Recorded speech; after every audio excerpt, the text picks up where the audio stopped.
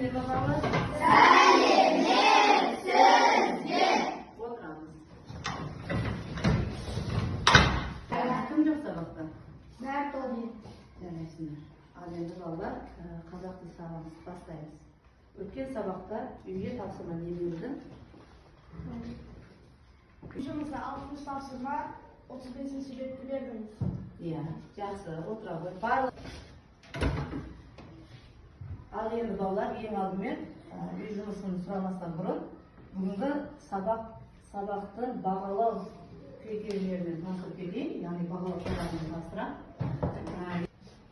Бірінші, бұл жерде оқушылардың орындалатын тапсырмалары және берілген ұпайы және оқушының жинаған ұпайы жазылады.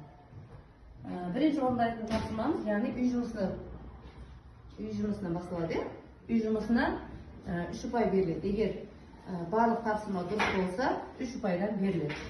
Екінші тапсырмамыз миллион күнге бұйырады деген әдісі арқылы өтілген тақырыптар бойынша, яғни грамматикалық тақырыптар бойынша ойын ұйымдастырамын. Яғни бұл тапсырма бойынша әрбір дұрыс жауапқа 1 ұпайдан қойылады.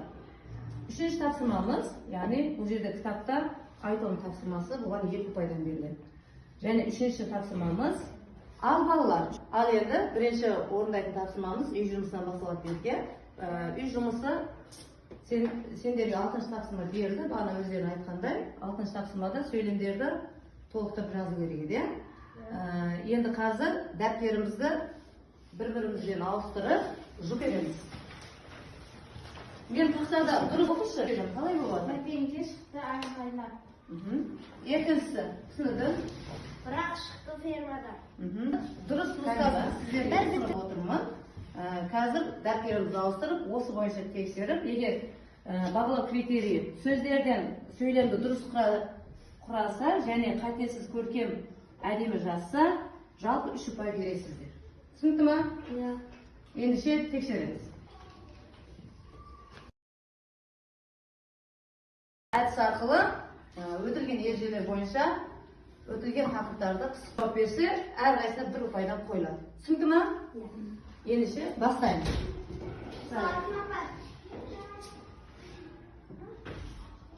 Бірінші сұрақты оқимыз, дауыстап.